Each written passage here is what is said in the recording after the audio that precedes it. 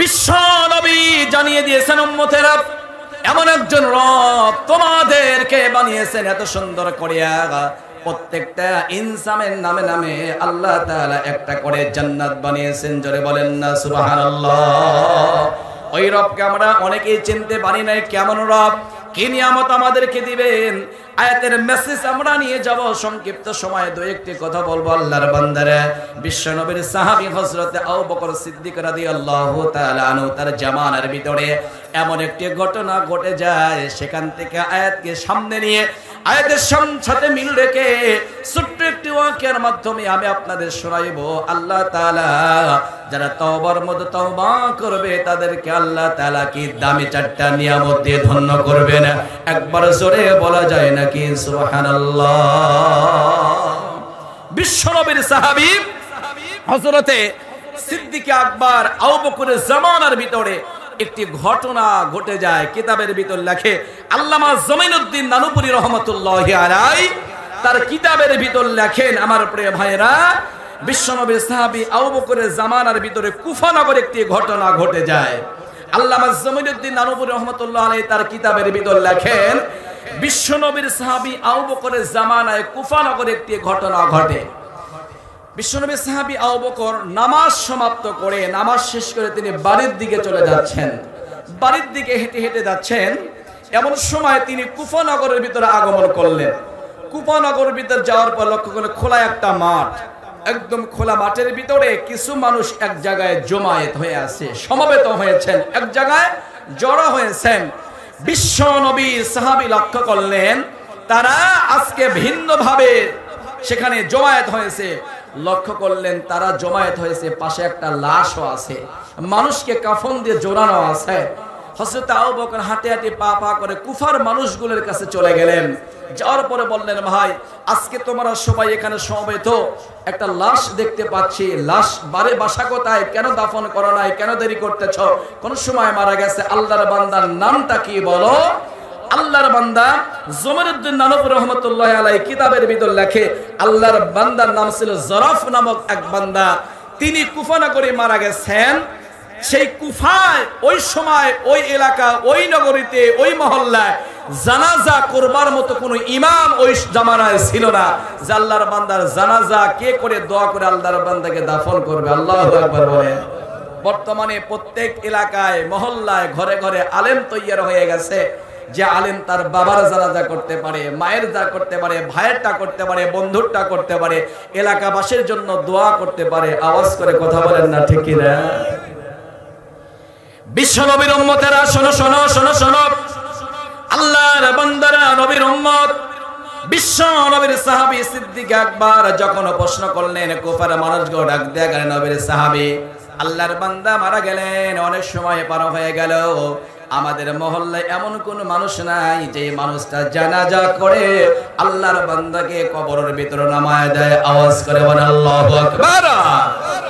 ডাক দিয়া বলে, আবু বকর আপনি একটা কাজ করেন, আপনি ইমাম হয়ে যান, আপনি এই লাশটার জানাজা করে কাফন দাফনের ব্যবস্থা করে দেন। বিশ্বনবীর সাহাবী রাজি হয়ে গেলেন, কারণ প্রত্যেকটা মুসলমানের কিছু হক আছে, আমাদের একটা দায়িত্ব আছে, হক আছে। কোন ব্যক্তি যদি মারা যায় তার জানাজায় অংশগ্রহণ করে দোয়া করার বলেন তার প্রয়োজন আছে না নাই? আল্লাহর নবীর সাহাবীকে দাওয়াত দেওয়া হলো, গ্রহণ করলেন। আল্লাহর বান্দার লাশটা সামনে নিয়ে তিনি জানাজার নামাজটা আদায় করে দিলেন, দোয়া করলেন, নিজ হাতে কবরের ভিতর নামায় দিলেন।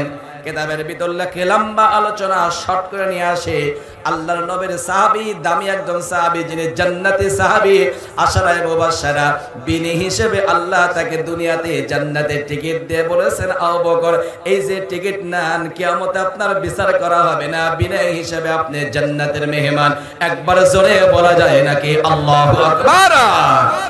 তারা শহরবাসী শোনো শোনো শোনো শোনো, কেউ যদি আমাদেরকে বলে এই যে নেন আপনি জান্নাতি, এই যে টিকিট, আপনি খুশি হবেন না? বলেন তো খুশি হবেন কিনা? বলি এতটাই খুশি হব, আনন্দিত হব। বলে নামাজ পড়বো কিনা গ্যারান্টি নাই, রোজা করবো কিনা গ্যারান্টি নাই, আমি শুধু বলবো আল্লাহ আমাকে মেসেজ দিয়েছে আমি জান্নাতি, আমার নামাজ রোজার দরকার। জোরে বলেন দরকার। কিন্তু আবু বকরের জীবন তালাশ করতে গেলে পাওয়া যায়, জান্নাতের টিকিট পাওয়ার পরেও, আশারায়ে মুবাশশারা জান্নাতে সাহাবী হওয়ার পরেও আবু বকর ইসলামের কোন বিধানকে ছোট করে দেখে নাই। আল্লাহর নবীর সাহাবীর জীবনীটা তালাশ করে বলা যায় শুধু কান্না আর কান্না। আল্লাহু আকবার বলেন।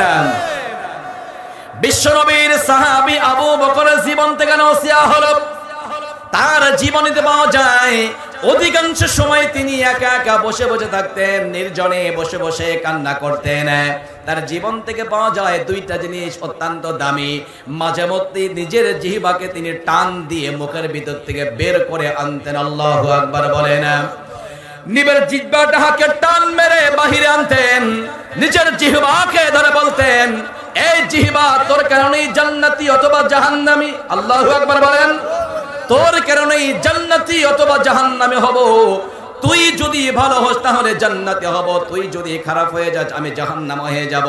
নিজেকে ধিক্কার দিতেন আর বলতেন, জিহ্বারে তুই সংশোধন হয়ে যা, তাহলে একজন মানুষ জান্নাতে হয়ে যাবে। দ্বিতীয় নাম্বার জীবন থেকে পাওয়া যায় তার মেয়ে আয়েশাকে তিনি মাঝে মধ্যে ডাকতেন আর বলতেন, বাড়ে যেদিন মারা যাব বাজার থেকে নতুন কাপড় যেন আনা না হয়। আল্লাহু আকবার।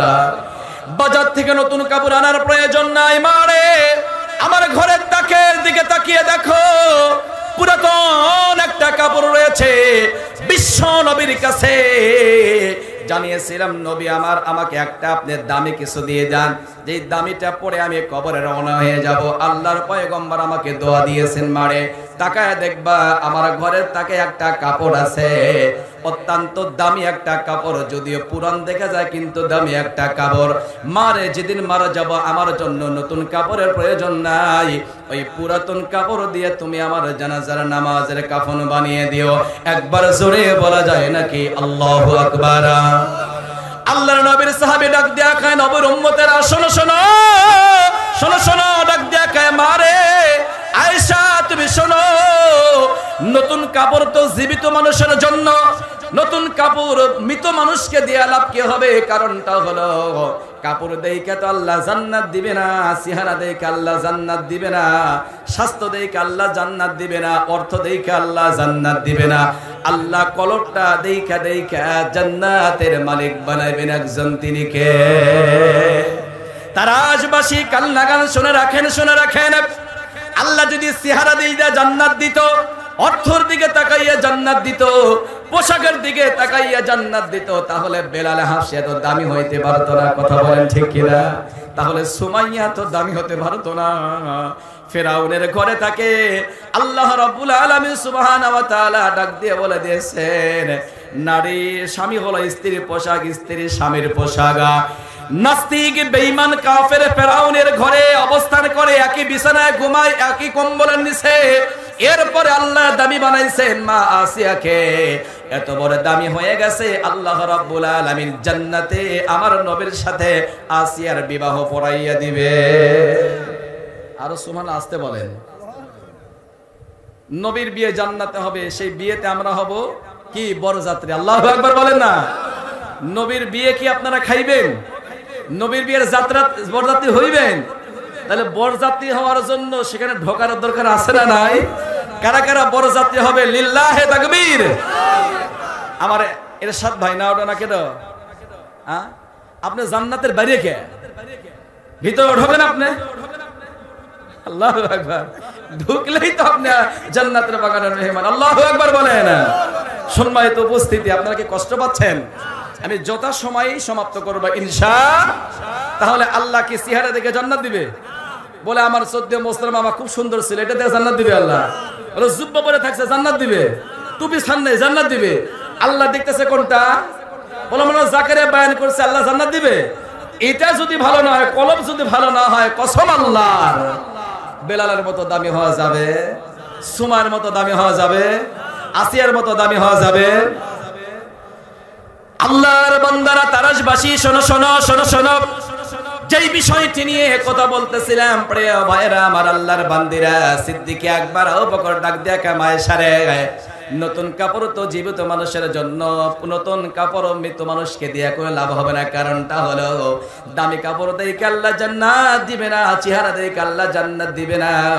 আমার আল্লাহ কলব দেখে দেখে নেক আমলের বরকতে জান্নাত দিবেন কে? সেই আবু বকরের জীবন থেকে বাবা আমার ভাইয়েরা মেসেজটা নিয়ে যান। আল্লাহর নবীর সাহাবী কত দামি। এর আগেও একটা কথা বলে যায়, যদি কোনো জান্নাতি মানুষ আপনার জানাজার নামাজে অংশগ্রহণ করে, জানাজার নামাজের ইমামতি করে আপনাকে দাফন করে দেয়, নবী হাদিসের মধ্যে বর্ণনা করেছেন, দামি একটা কিতাবের নাম বলে যায় কামিলে পড়ানো হয় আমার রিয়াজুস সালিহিন। ওই কিতাবের ভিতরে, হাদিসের কিতাবের ভিতরে বর্ণনা করা হয়, যদি জান্নাতি মানুষ ইমাম হইয়া আপনার জানাজার নামাজটা পড়ায় দেয়, আল্লাহ তাআলা ওই মাইয়াতের জিন্দেগীর গুনাহগুলো মাফ করে জান্নাতি বানাইয়া কবর নিয়ে যায়। জোরে বলেন সুবহানাল্লাহ। হতে পারে আজকের আলোচনা আমার জীবনের শেষ, আপনারটাও শেষ। হতে পারে আজকের দোয়া আমার আপনার জীবনের শেষ দোয়া। এজন্য সবাইকে আমি অনুরোধ করছি বিনয়ের সাথে, যে যেখানে আছেন, যে অবস্থায় আছেন, অনেক ঘন বসতি আল্লাহ তাআলা সকলকেই আজকের এই প্রোগ্রামে আসার বসা তৌফিক দিয়ে সকলেই বলে আল্লাহুম্মা আমিন। সম্মানিত উপস্থিতি, আমি সময় বেশি নেব না, অল্প কিছু সময় আপনাদের মাঝে আছি। এই জন্য আমি ভূমিকায় সময় নষ্ট না করে সরাসরি আমার আজকের আলোচনায় চলে যাই। কোরআনে হাকিমে আল্লাহ রাব্বুল আলামিন 114টি সূরা দিয়েছেন। 114টি সূরার মাঝখান থেকে আমার তেলাওয়াতকৃত আয়াত সূরা জুমার। সূরা জুমারের 53 নম্বর আয়াতে কারিমা আমি তেলাওয়াত করেছি, একটি মাত্র আয়াত। এই আয়াতকে সামনে রেখে আমি সংক্ষিপ্ত সময় কিছু আলোচনা করার নিয়ত করেছি। আল্লাহ যেন আমলের নিয়তে আমাকে বলার, আপনাদেরকে শ্রবণ করা তৌফিক দেয়। সকলে জবান খুলে বলেন আমিন। সূরার নাম বললে সূরা জুমার, আয়াত নম্বর 53। এই একটি আয়াতে কারিমার মধ্যে আল্লাহ রাব্বুল আলামিন এমন একটি স্পেশাল জিনিস আমাদেরকে দিয়েছেন। এইটা যদি কোনো মানুষ গ্রহণ করতে পারে, এটার মাধ্যমে আল্লাহ তাআলাকে সন্তুষ্ট করতে পারে, আল্লাহ রাব্বুল আলামিন আজ থেকে 1000 বছর আগে বিশ্ব নবীর মাধ্যমে আমাদেরকে জানিয়ে দিয়েছেন, একটা জিনিসের মাধ্যমে রবকে তোমরা সন্তুষ্ট করো, সন্তুষ্ট করতে পারলে 4টা বিষয় আল্লাহ তোমাদের দিয়ে ধন্য করবেন। সুবহানাল্লাহ বলে। একটা জিনিসের মাধ্যমে আল্লাহকে যে সন্তুষ্ট করতে পারি, 4টা দামি দামি নিয়ামত দিয়ে আল্লাহ তাআলা আমাদেরকে ধন্য করবেন। সুবহানাল্লাহ বলেন না? সম্মানিত উপস্থিতি, আল্লাহর গোলামা, তার আগে একটি বিষয় আমি আপনাদের কাছে খুলাসা করতে চাই। সেটি হলো, এই আসমানের নিচে জমিনের উপরে যারা বালেগ হয় নাই, এক শ্রেণী আছে নাবালেগ, যারা 7 বছর পর্যন্ত নাবালেগ, এরপরে 10 বছর পর্যন্ত ইসলামের বিধান যাদের উপর এখনো আসে নাই, হুকুম জারি হয় নাই, এক বাক্যে যারা নাবালেগ, তাদের বিষয় বাদ দিয়ে, এক শ্রেণী বাদ দিয়ে বালেগ থেকে শুরু করে একদম বৃদ্ধ পর্যন্ত আমরা যারা দুনিয়াতে বর্তমানে আসি, হায়াতের জিন্দেগিতে, আমরা কি সবাই বলতে পারবো আমার জীবনে গুনাহ নাই? কেউ কেউ বলতে পারবেন? সম্মানিত উপস্থিতি, আয়াতের ভিতর আল্লাহ তাআলা এই মেসেজটাই আমাদের দিয়েছে, বলে বালেগ হওয়ার পর থেকে বৃদ্ধ পর্যন্ত, কবরে যাওয়ার আগ মুহূর্ত পর্যন্ত আমরা সকলেই কিন্তু একটা রোগে আক্রান্ত হয়ে আছি। কয়টা রোগে? একটা রোগে আমরা আক্রান্ত হয়ে আছি। সেই রোগের নামটা আল্লাহ তাআলা আয়াতের মধ্যে বলেছেন। আর এই রোগ থেকে শেফা পাওয়ার জন্য আল্লাহ তাআলা একটা মেডিসিন আয়াতের মধ্যে তুলে ধরেছেন। সুবহানাল্লাহ বলেন না? তাহলে রোগটা কত বড়, আর এই রোগ থেকে মুক্ত হওয়ার জন্য, রোগ থেকে সুস্থতা ফিরে পাওয়ার জন্য, রোগ থেকে শেফা পাওয়ার জন্য আল্লাহ তাআলা আজ থেকে 1000 বছর আগে সূরা জুমারের 53 নম্বর আয়াতে কারিমার ভিতরে বিশ্বনবীর মাধ্যম দিয়ে কি মেডিসিনটাই আমাদের জন্য আল্লাহ দিলেন, ওই মেডিসিন যদি সেবন করতে পারি আর ওই যে রোগ থেকে আমরা বাঁচতে পারি, আল্লাহ তাআলা আয়াতের প্রত্যেকটা বিষয় তুলে ধরে আয়াতের শেষ পর্যন্ত মেসেজ দিয়েছেন। 4টা দামি নিয়ামত আমি আল্লাহ তোমাদেরকে দান করব। আল্লাহু আকবার বলেন। তো সম্মানিত উপস্থিতি, তাহলে আমরা বালেগ হওয়া পর থেকে শুরু করে বৃদ্ধ পর্যন্ত, কবরে যাওয়ার আগ মুহূর্ত পর্যন্ত একটা রোগে আমরা সবাই আক্রান্ত। রোগটা কি? আল্লাহ তাআলা আয়াতে কারিমার মধ্যে বলেছেন আমরা কিন্তু সবাই কম বেশি গুনাহ করে ফেলেছি। আর গুনাহ করে আমাদের যে ভিতরে একটা কলব আছে, গোশতের টুকরা, এইটাকে কিন্তু আমরা দুর্বল করে, রোগান্ত করে, আর গুনার কারণে দুর্বল হয়েছে আমাদের কলবে, রোগ জন্মার কারণে, জমা হওয়ার কারণে, গুনাহ জমা হওয়ার কারণে আমাদের কলবটাই দুর্বল হয়ে গেছে। আওয়াজ করে কথা বলেন ঠিক কিনা? প্রিয় মুসলমান ভাইরা আমার, কান লাগান। আজ থেকে 1000 বছর আগে আল্লাহ রাব্বুল আলামিন বিশ্বনবীর মাধ্যম দিয়ে সূরা জুমারে 53 নম্বর আয়াতটা নাজিল করে বিশ্বনবীকে জানিয়ে দেয়, নবী আমার, তাম পৃথিবীর মানুষদেরকে আপনি বলে দেন, শোনায় দেন, আল্লাহর কাছে যারা এই আয়াতকে সামনে রেখে এই কাজগুলো করবে, আমি আল্লাহ তাদেরকে 4টা দামি নিয়ামত দিয়ে ধন্য করব। একবার আওয়াজ করে বলেন না আল্লাহু আকবার। বিশ্বনবীর উম্মতেরা শোনো শোনো শোনো শোনো, আল্লাহ রাব্বুল আলামিন বলে দিয়েছেন, قل يا عبادي الذين أسرفوا على أنفسهم لا تقنطوا من رحمة الله। আওয়াজ করে বলেন আল্লাহু আকবার। إن الله يغفر الذنوب جميعا। এটুকু পর্যন্ত আল্লাহ রাব্বুল আলামিন বলেছেন, নবী আমার, কুল আপনি বলে দেন, ইয়া ইবাদিয়াল্লাযীনা আসরাফু। আল্লাহ রাব্বুল আলামিন বলেন, নবী আমার, तमाम পৃথিবীর আমার বান্দা বান্দীকে আপনি শোনায় দেন, জানায় দেন, যারা গুনাহ করে কলবটাকে যারা অপবিত্র করে ফেলেছে, যারা রোগ আক্রান্ত করে ফেলেছে, দুর্বল করে ফেলে দিয়েছে, গুনাহ করার কারণে কলবে গুনাহগুলো জমে গিয়া কলবটা অপরিষ্কার হয়ে গেল, কালো হয়ে গেল, ভালো কাজ ভালো লাগে না, আমি আল্লাহ রাব্বুল আলামিন আপনাকে জানায় দিলাম, এমন একটি স্পেশাল মেডিসিন দিলাম। ওই মেডিসিনের নাম হলো, আল্লাহ রাব্বুল আলামিন জানিয়ে দিয়েছেন, তওবা। জোরে বলেন না সুবহানাল্লাহ। তওবা, তওবার মতো যদি তওবা করতে পারি, ইন্নাল্লাহা ইয়াগফিরুয যুনুবা জামিআ। আল্লাহ তাআলা আয়াতের একটু আগে বলেছেন, লা তাকনাতু মির রাহমাতিল্লাহ। আমরা যদি তওবা করতে পারি, আমাদের রহমত আর বরকতে ঘিরে ফেলবেন। একজন আওয়াজ করে বলেন, তিনি কে? শুধু আল্লাহ বরকতি দিবেন না, রহমতি দিবেন না, ইন্নাল্লাহা ইয়াগফিরুয যুনুবা জামিআ। আল্লাহ কত সুন্দর করে মিলাইয়া মিলাইয়া সুন্দর করে ওয়ার্ড বাই ওয়ার্ড কোরআন আমাদেরকে দিয়েছেন। নিশ্চয়ই আল্লাহ বলেন, ইয়াগফিরু, আমি আল্লাহ তোমাদের গুনাহগুলো মাফ করে দেব। ইয়াগফিরু, আল্লাহ রাব্বুল আলামিন কত সুন্দর করে মুফাসসিরে কেরাম বর্ণনা করেছেন। এখানে আমার ভাইরা, যুনুবা জামিআ, আল্লাহ তাআলা শুধু গুনাহই মাফ করবেন না, যতগুলো গুনাহ আল্লাহ রাব্বুল আলামিন মাফ করবেন, সমপরিমাণ নেকি আল্লাহ আমাদের আমলনামায় আবার জমা করে দিবে। এই জন্য আয়াতের মেসেজ হলো, আমার প্রিয় ভাইয়েরা, কলবে গুনাহ জমা গেছে, গুনাহের কারণে দুর্বল হয়ে গেছে, ভালো কাজে ভালো লাগে না, আল্লাহ রাব্বুল আলামিন বিশ্বনবীকে জানায় দেন, নবী আমার, তওবার মতো তওবা যদি করতে পারে, 4টা নিয়ামত আমি আল্লাহ বান্দার বান্দিকে দান করব। কেমন রব? আল্লাহ বলে দিয়েছেন, ইন্নাহু হুয়াল গফুরুর রহিম।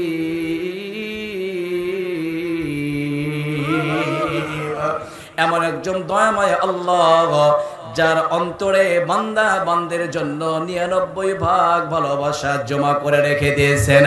আওয়াজ বন্ধ নয়, আওয়াজ কইরা বলেন না দেখি আল্লাহু আকবার।